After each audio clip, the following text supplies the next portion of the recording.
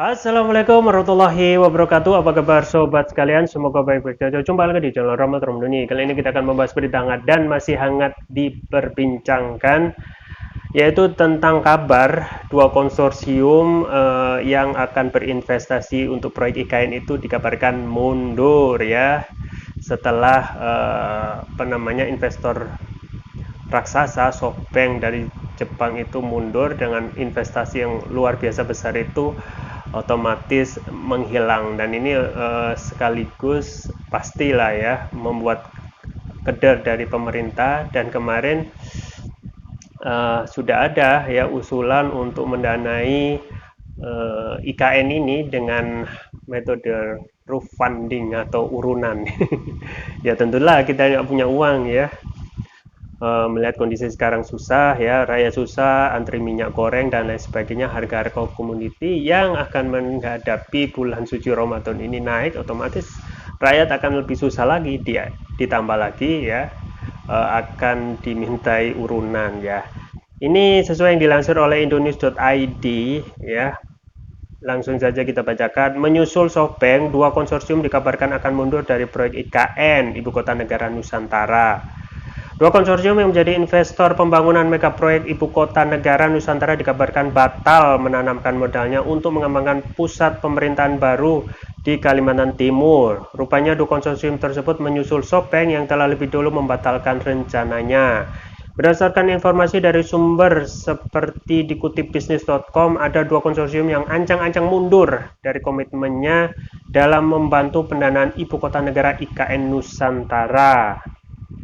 Akan tetapi sumber tersebut tidak bersedia memberikan identitas konsorsium, termasuk alasan mendasar terkait pembatalan penanaman modal yang telah dijanjikan. Informasinya ada yang akan mundur, tapi masih belum jelas alasannya, ujar sumber tersebut.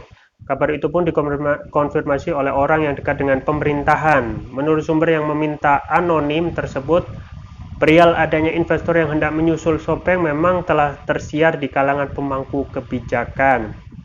Kabar ini merupakan pukulan telak bagi pemerintah yang tengah memburu investor untuk merealisasi pembangunan mega proyek IKN Nusantara. Terlebih sebelumnya, salah satu investor strategis SoftBank membatalkan komitmen untuk terlibat dalam pembangunan IKN, kendati sebelumnya berencana untuk menanamkan dana hingga 40 miliar dalam proyek tersebut. Karena itu pemerintah dituntut untuk mencari lagi investor baru bagi pembangunan IKN. Anggota Komisi 11 DPR Hendrawan Supratikno mengatakan pengganjal investasi IKN salah satunya adalah proposal yang tidak bisa diakomodasi oleh pemerintah.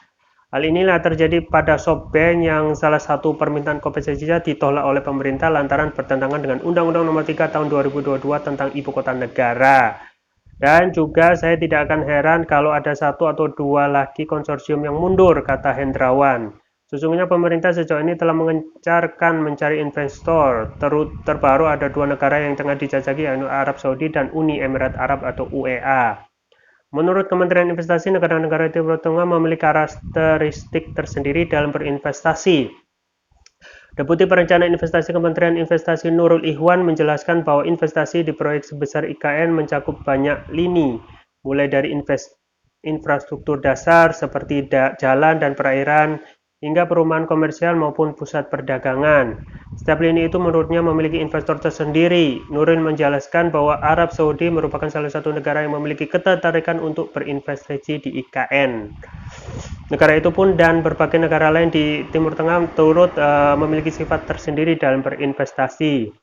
Menteri Koordinator Maritim dan Investasi Luhut Binsar Panjaitan mengungkapkan pihaknya berupaya mendekati Abu Dhabi dan Riyadh untuk bisa tetap memperoleh dana investasi bagi proyek IKN. Dia menyatakan bahwa pemerintah akan terus berkomunikasi dengan dua negara di Timur Tengah itu. Sekarang kami harapkan sumber dana Vision Fund yang ada di Abu Dhabi dan Saudi bisa masuk ke kita, ke proyek IKN, gak usah lewat SoftBank, ujar Luhut. Ya, sobat sekalian, satu persatu ya, para investor besar ya, terutama yang SoftBank, yang sebelumnya mempunyai akan diminta oleh Marinvest itu untuk minta 40 miliar ya, sekitar 350 triliun. Tapi kenyataannya malah akan berencana mengasih 100 miliar US dollar atau sekitar 1.400. Dan belum lama ini, sekitar 2 minggu, ada batal ya, ada informasi batal.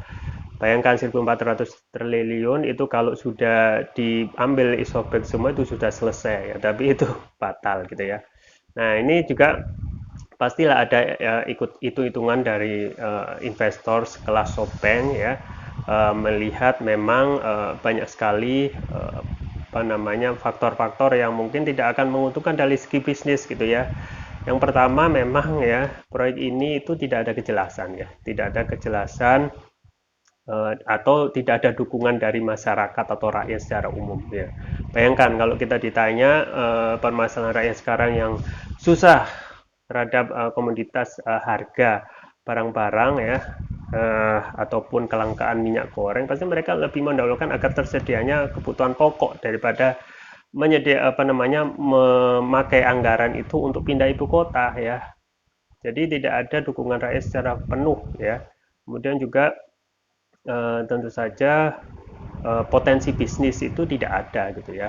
Potensi bisnis dalam artian ini ketika ketika investor itu berinvestasi, ya pastilah mereka ingin cepat dana mereka itu segera kembali, atau ROI, Return of Invest ya. Nah, kalau melihat pembangunan proyek IKN, jelas tidak ada potensi bisnis gitu ya, dan ROI-nya pasti akan lama gitu ya. Makanya sekelas SoftBank itu lebih tertarik untuk berinvestasi kepada sesuatu yang jelas-jelas saja ya. Yang jelas yaitu berinvestasi ke startup di Indonesia ya, gabung berinvestasi di GoTo misalnya. Nah, itu kan jelas ada aktivitas jual beli ya, ada aktivitas real di sana yang memang mereka akan mendapatkan ROI dengan cepat ya, dan juga tentu saja mereka juga dapat informasi tentang data gitu. Nah, ini keuntungan yang lebih menggiurkan daripada mereka menaruh uangnya sekian triliun ya. SoftBank misalnya kemarin kan akan menanamkan 100 miliar US atau 1.400 triliun. Mereka akan berpikir ya, kalau tidak kuat secara politik, artinya tidak didukung oleh rakyat dan tidak ada kejelasan dari pemerintah ya, mereka pasti akan berpikir 100 kali 1000 kali gitu ya.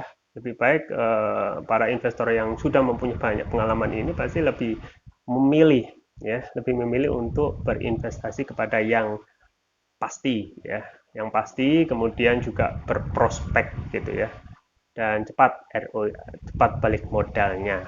Nah, memang sedari awal kita juga menyaksikan bahwasanya proyek ini itu jauh dari kata tidak sesuai dengan urgentitas kebutuhan rakyat sekarang gitu ya. Banyak sekali proyek-proyek pemerintah yang mangkrak ya, dan apakah dengan adanya banyaknya proyek yang mangkrak ini pemerintah tidak belajar ya, ataupun lebih baik menyelesaikan proyek-proyek sebelumnya daripada membuat proyek baru ya, otomatis akan lebih banyak proyek mangkrak gitu ya. Misalnya untuk di Jalan Kalimantan sendiri, kita ketahui ada proyek namanya proyek kereta api Borneo ya. Itu beberapa tahun yang lalu itu masih ada terdengar, bisa dicek di media online ya. Tapi sekarang kondisinya atau kabarnya nggak ada gitu ya. Belum lagi yang sudah mangkrak, yaitu Bandara Kertajati ya, yang awalnya akan jadikan proyek obor ya,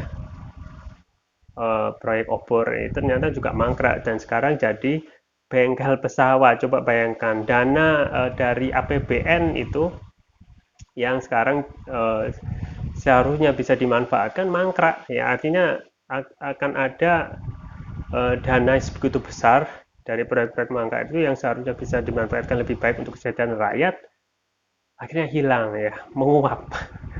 Nah, ini juga yang patut dipertanyakan ya, kalau sudah begini ya, dengan adanya rontok satu persatu para investor, otomatis akan menciutkan ya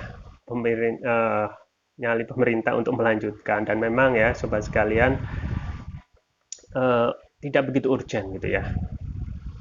Seperti kalau kita ingin pindah rumah ya dengan kondisi saat ini yang lagi krisis, tentu saja itu tidak akan urgent gitu ya. Lebih baik yang prioritas ya, yang paling benar-benar mendesak gitu ya, masalah kesejahteraan. Atau kalau dalam ekonomi secara rumah tangga ya, penuhilah dulu kebutuhan pokok ya. Kalau dalam skala negara seperti ini ya, penuhilah kebutuhan pokok rakyat gitu ya. Kan sekarang masih belum selesai ya tentang kenaikan harga komoditi ya. Padahal kita akan masuk bulan Ramadan yang intinya ya perlu banget untuk produk-produk komoditas ini ya.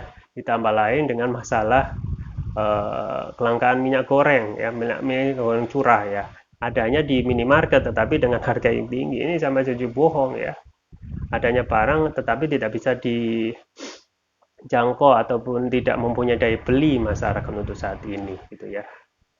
Jadi memang untuk proyek IKN yang membutuhkan biaya mega ya, ratusan triliun, ini memang harus di pending gitu ya, harus dipending. Dan pemerintah dan pemerintah Bapak Presiden Joko Widodo harus lebih memfokuskan untuk